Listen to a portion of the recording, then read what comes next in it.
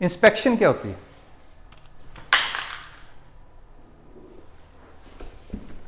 हाँ जी, inspection. Very good.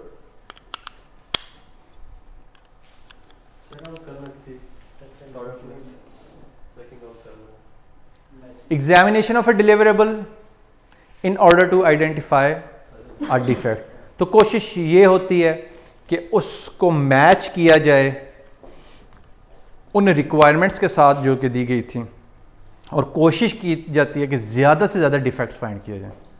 यही कोशिश होती है कि ज़्यादा से ज़्यादा डिफेक्ट अपने प्रोजेक्ट से निकाले जाएं। तो ज़्यादा डिफेक्ट्स का आना अच्छी बात है, बुरी बात नहीं है, एज लॉन्ग एज वो इन हाउस आ रहे हैं, कस्टमर के हाथ में आ रहे हैं। इसका मतलब है टेस्टिंग वाले बंदे सोए में।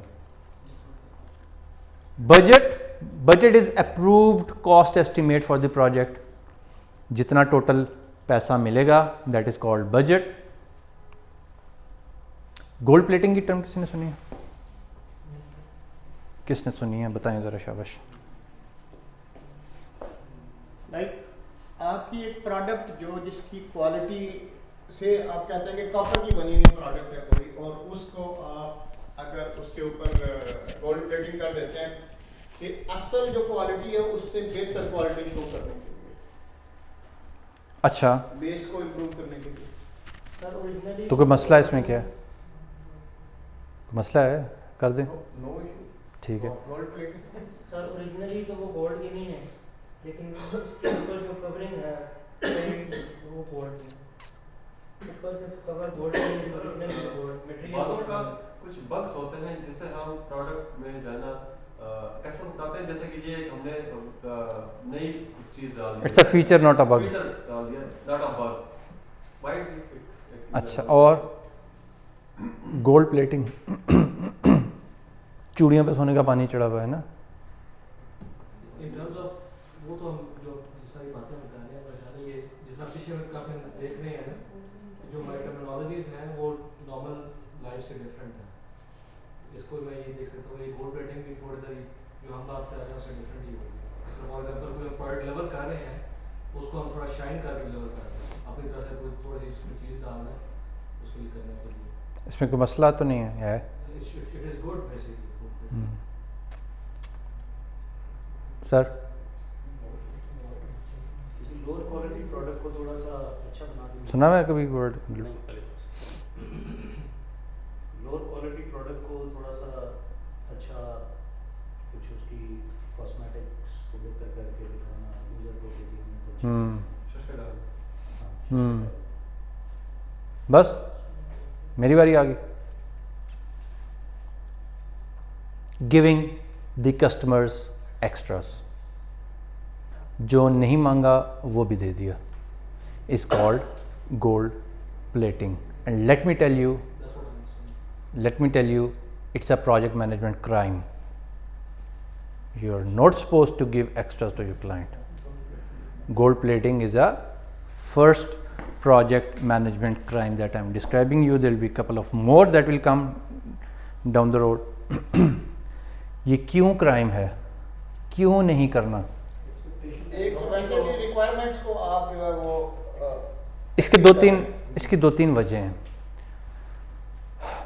सबसे पहली वजह ये है, यह मुझे एक रिक्वायरमेंट सेट मिला था कि मैंने ये रिमोट बनाना है, इसके अंदर 3 बटन्स होने चाहिए, एक इसके अंदर लेज़र होनी चाहिए, दैट इज़ इट।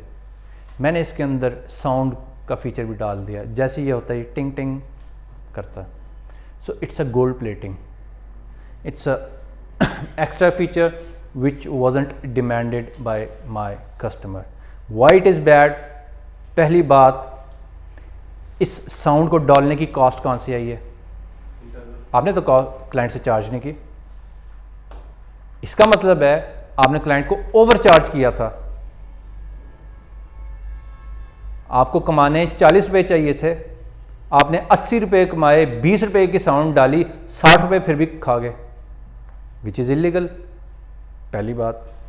दूसरी बात ये कि आपके प्रोडक्ट की क्वालिटी इतनी पुअर थी कि इसको छुपाने के लिए you have added a bell and whistle to it, ताकि उसका ध्यान उस पुअर क्वालिटी की तरफ जाए ना कि बटन्स ठीक काम कर रहे हैं, लेज़र की रेंज ज़्यादा है या नहीं है, वो टुंग टुंग पे ही खुश हो जाए। सही है। So that is why this is the project management crime. एक, आप उसकी अटेंशन डाइवर्ट कर रहे हैं उसकी सेट रिक्वायरमेंट से।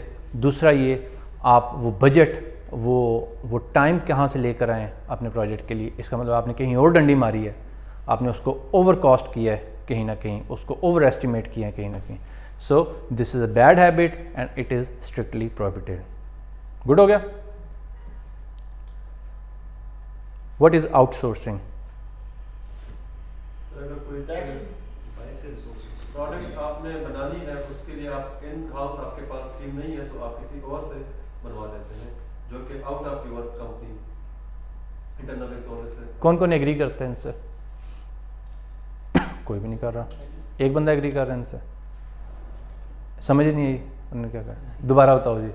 सर, अगर आपके इन हाउस आपके पास वो टीम नहीं है एक प्रोडक्ट बनाने के लिए, तो आप ऐसा करते हैं कि बजाय कोई रिसोर्स हायर करने के, आप किसी outside, out of your company, जो आपके इंटरनल सोर्स नहीं है आपके पास, तो आउटसाइड से वो प्रोडक्ट बनवा देते हैं। इसको आउटसोर्सिंग कहते हैं। अब समझ आइए। ठीक, सही बता रहे हैं गलत बता रहे हैं? मेरे पास अगर बंदा है, मिसाल के तौर पे मैंने एक वेबसाइट बनाई है, मैं मोबाइल फ़ोन्स बेच रहा हूँ, मैंने क्रेडिट कार्ड पेमेंट भी रखी है, मेरे पास क्रेडिट कार्ड पेमेंट प्रोसेस करने का कोई बंदा नहीं है जो उसके लिए डेवलपमेंट कर सके, तो मैंने इनको आउटसोर्स कर दिया। इन्होंने वो मॉड्यूल बना के मुझे दे दिया, मैंने प्लग इन कर लिया आपकी डेफिनेशन के मुताबिक। ठीक, लेकिन मेरे पास ये बंदा है, इसको तो आता है काम। अब आउटसोर्स हो सकता है कि नहीं? सर, माइट भी टाइम ज़्यादा ले रहा हूँ उनसे, जिस वजह से मतलब हम जो है ना ठीक है। outsource कर देते हैं। अब आपकी पुरानी डेफिनेशन थोड़ी सी मज़ीद चेंज हो गई है कि मेरे पास बंदा तो था लेकिन टाइम नहीं था। क्या इन दोनों के अलावा कोई और रीज़न भी हो सकता है आउटसोर्सिंग का? Cheaper, कॉस्ट सेविंग कैसे होगी? कैसे हो सकती है cost saving? You can find cheaper resources. अच्छा, गुड। और कॉस्ट हो गया, टाइम हो गया, टैलेंट हो गया, कैपेबिलिटी हो गया, और उसमें से इस तरह से रेडिली अवेलेबल कोई एपीआई, जिस तरह से अगर सॉफ्टवेयर इंडस्ट्री है तो रेडिली अवेलेबल एपीआई हैं जिनको आप डेवलप करेंगे तो काफ़ी टाइम लगेगा, तो वो आप अगर not to reinvent the wheel. Not to reinvent. ठीक है जी। आउटसोर्स की ये डेफिनेशन तो समझ आ गई कि किसी और को कुछ देकर उससे बनी बनाई चीज़ ले लेना। ठीक है, ये तो होगी आउटसोर्सिंग। इसकी क्या क्या रीजंस हो सकती हैं? 2-3 आप लोगों ने डिस्कस की, कुछ मैं डिस्कस कर लेता हूँ। Hiring resources through contracting process from outside and performing organisation.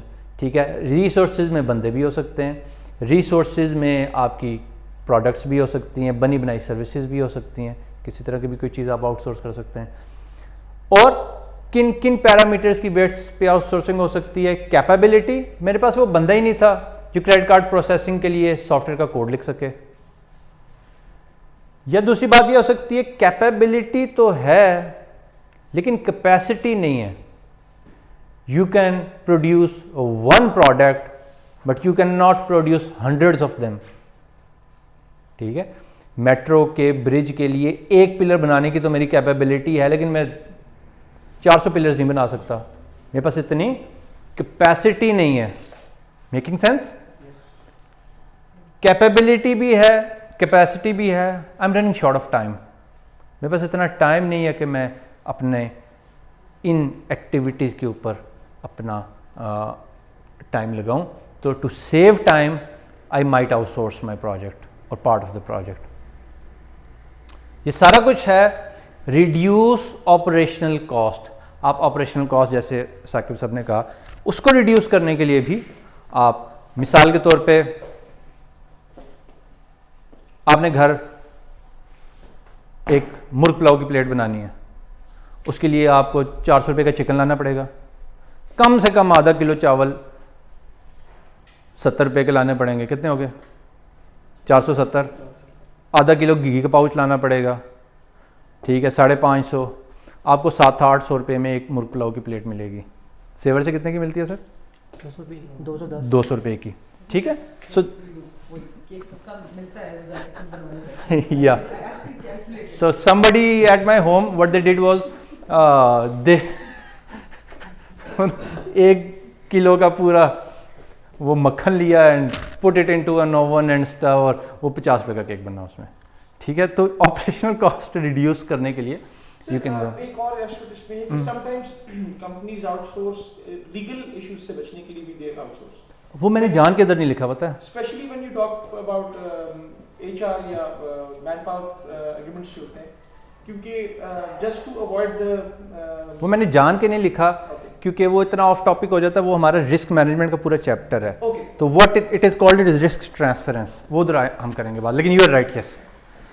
Team focus, मेरे पास ये सारा कुछ था लेकिन मैं अपनी टीम का फोकस डिस्ट्रैक्ट नहीं करना चाहता इस काम के लिए। मैं चाहता हूँ वो लोग जो स्पेशलाइज्ड यही काम करते हैं वो यही काम मुझे करके दे दें, तो I will get cheaper in good quality in right time, वो मुझे चीज़ मिल जाएगी, बजाय इसके हम अपना फोकस शिफ्ट करके वो काम करना शुरू कर दें, राइट। तो आउटसोर्सिंग जो है का सारा कॉन्सेप्ट ये है। सर इस पे हम बजट पे ऐड नहीं कर सकते? हाँ, कॉस्ट की बात होगी ना, ऑपरेशनल कॉस्ट की बात होगी ना, पैसे के बेस पे। लेसन्स लर्नड एक चीज़ है जी। What is lessons learned? What you have learned in your past activities become an asset for your future activities. जो भी आपने सीखा होता है इन योर पास्ट एक्सपीरियंस, गलतियां करके, हिट एंड ट्रायल से जो भी चीज़ सीखते हैं, जो सबक आपने सीखा होता है, that you write it down somewhere and you try to implement in future activities, in current project and in future projects, that is called lessons learned. ये भी एक पूरा टॉपिक है जो आपको आने वाले सेशन में साथ साथ चलता रहेगा।